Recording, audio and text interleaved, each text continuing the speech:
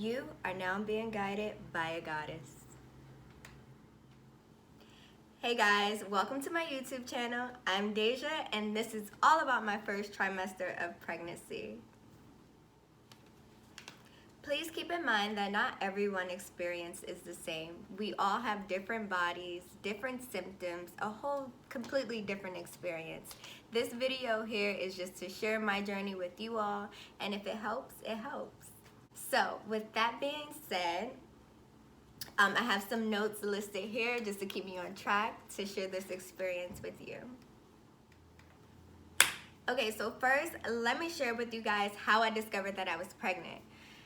So, my best friend Melanie comes into town and we decided to decorate and reorganize my whole entire house. It was New Year's break, you know, we wanted something fresh, something new, a new clean environment, all this good stuff. So we redecorated.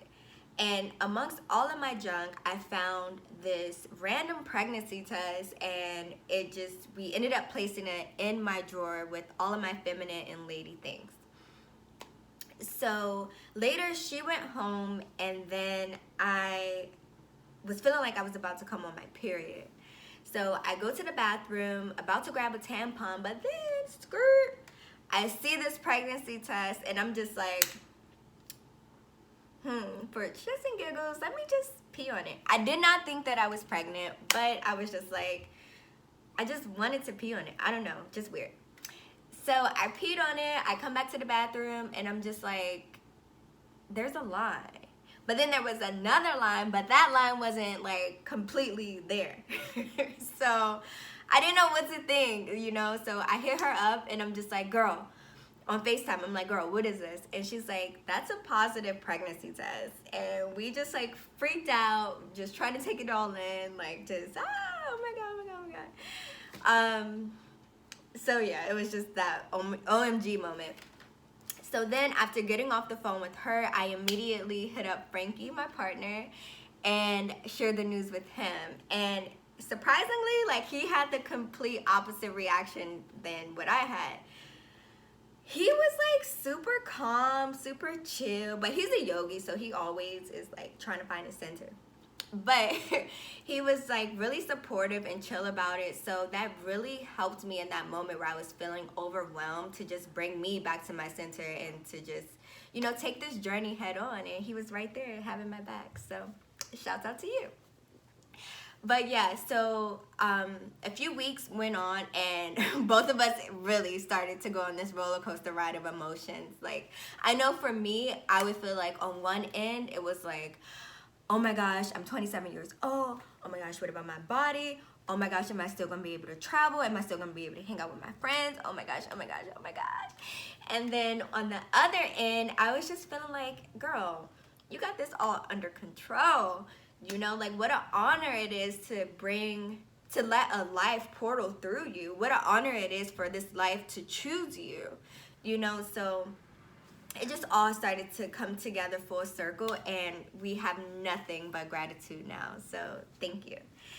And with that being said, my first symptom of my whole pregnancy was the period-like symptoms. Just feeling like I was about to come on, just feeling bloated and just like blah, like just the heaviness and just the sleepiness. It was just like, you know, like a long period symptom. But then that only lasted until about 7 or 8 weeks. Obviously, I found out I was pregnant within like my 4th week, up until my missed period. So yeah, that only lasted about 7 or 8 weeks. And then the period symptoms started to slowly fade away. But then I started to experience extreme dryness and thirstiness. Like, oh my gosh, like my skin, my hair, my nails just dry, like just thirsty. It felt like I couldn't retain enough water in my body. Like, I just was starting to feel like a prune, just shriveling up, just thirsty AF. But to help with that, so yeah, to help with that extreme dryness and thirst, I would drink lots of water, lots of coconut water, drink lots of fruit juices, eat lots of fruit, keep my skin and hair and nails and lips moisturized on a daily basis, multiple times a day, on the hour, every hour. Like, it was that serious, like really, really dry. I also experienced or am experiencing huge boobs, sore boobs, very sensational. Like, oh my gosh, they're heavy. They just keep growing. But some things that I help to deal with this issue is to wear a supporting bra, like a sports bra, but not too tight. And also, while staying moisturized, is you want to use a firming oil on your boobs, like an olive oil, a castor oil, mixed with some frankincense oil, because that is amazing for your skin. So yeah, just, you know, you got to keep the boobs secure. You got to just breathe the love into them, because for me, they are super painful. So yeah. And this next one, I think pretty much everybody experienced this, which is extreme hunger. Oh my gosh, guys. I was like, I keep saying was like I'm not still pregnant, but I am like a bottomless pit. Like, I just eat things and eat things and eat things and eat things and eat things and eat things and eat things, and I do not become full. Like, I'm still hungry all the time. It's crazy. And for me, I noticed with some people that I would speak to, like if they had morning sickness, which thank God I did not experience no morning sickness, no nausea, thank the Lord. But if you are experiencing that, then it would kind of take away your appetite, but then they say you're supposed to get it back in trimester 2 or whatever, whenever that phase passed. But for me, I'm just always hungry, always hungry. And with that, I just keep snacks on standby. Again, fruit, juices, like nuts and berries, and, you know, chips, and, you know, things that are accessible. Avocados I love, and which are also super healthy for you during your pregnancy. And just in general, avocados are the bomb. So I recommend for all my pregnant women out there to keep snacks on deck.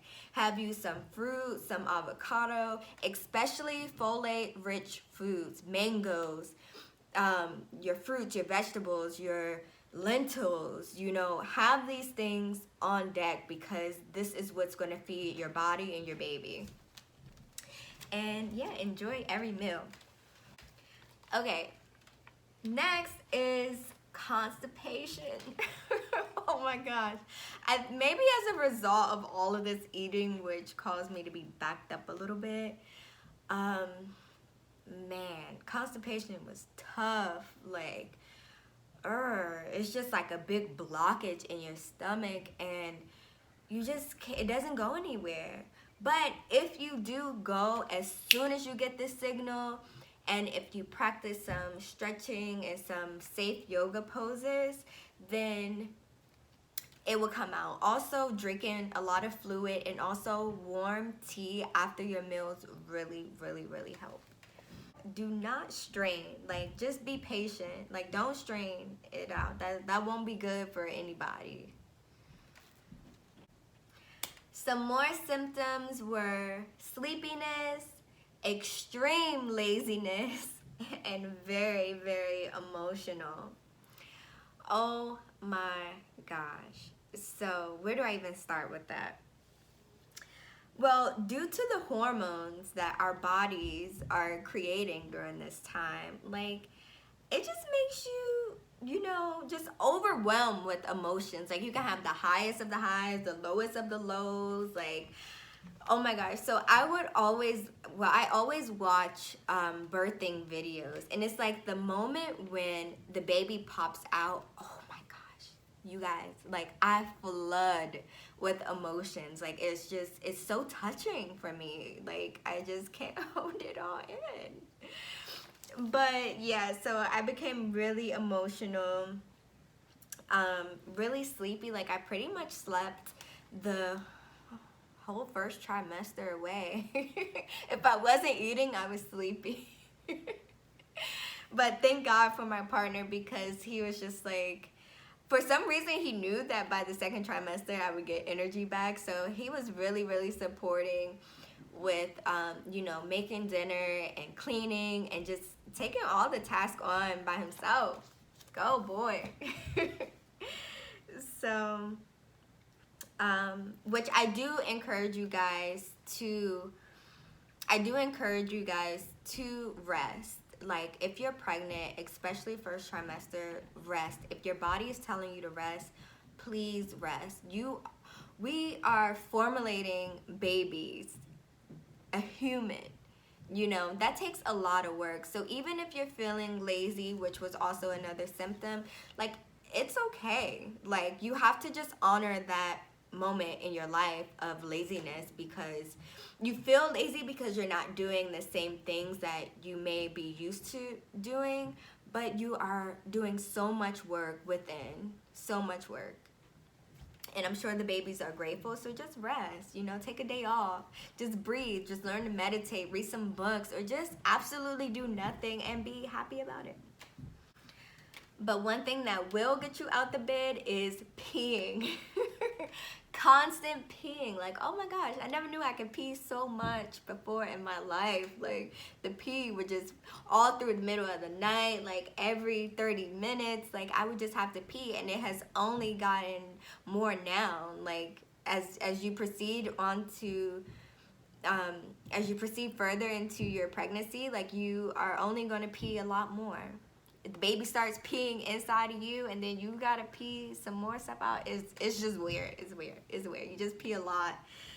And also, one time during a pee, I was around 9 weeks, and I did experience some spotting. Oh my gosh, this freaked me out really, really bad. I'm not gonna lie. I was super scared. I was like, what is this? But after doing some research, it was just, you know, my body cleaning out itself, getting rid of whatever that was left in my uterus lining, whatever they say on Google. But it wasn't a big deal. It just was one thing of spotting, and then I was back onto my normal schedule. And actually, I think that happened after sex. So I hear that's pretty common too, like during your first trimester, that you can experience some bleeding, some spotting after sex. But you just want to make sure that as you're spotting, or when you experience that you're spotting, you want to make sure it's not painful, and that you're not cramping, and that there's no clotting. If so, you should speak with your medical professional. Last but not least, oh my goodness, brain fog and crazy dreams. So the brain fog is real, you guys. Like, I would stop mid-sentence and just be like, like, what was I thinking? What was I saying? Like, where am I even at? Like, I would just have complete brain fog. I would just freeze, and a lot. This would happen frequently. So that was really weird and a little frustrating, because it's just like you got that thought on the tip of your tongue, and then it just runs away from you, and people are waiting for you to finish your thought, and you just like, bear with me. But the dreams are really special, man. Like, oh my gosh, I experienced so many dreams that are vivid, that are just packed with action, and, you know, things that I remember when I get up. And whether it's a good dream or bad dream, it's just like I will wake up with these emotions and just be like, oh my gosh, that felt so real. So the dreams are pretty cool. And now, like, when I have dreams, I try to like kind of control myself in the dream and do what I would want to do, and make that dream turn out how I would want it to. So it's a weird thing, but it's kind of fun. So yeah, I think that's pretty much it with the symptoms of first trimester. Let's just do a little recap. So there were mild period-like cramping, extreme dryness and thirst, sore boobs, extreme hunger, constipation and gas, I think I left out gas, but the gas should have been number one because it ain't even done yet. um, Emotional, sleepy, and extreme laziness, constant peeing, brain fog, and very vivid dreams. Overall, this first trimester experience has been beautiful. I'm so grateful for the symptoms that my body signaled me with, not only to communicate with myself, but to communicate with baby and to build a stronger relationship. Um, yeah, it's been so beautiful. So like this video, subscribe, and comment below to let me know how your first trimester experience went or is going. And I'll see you in the next video.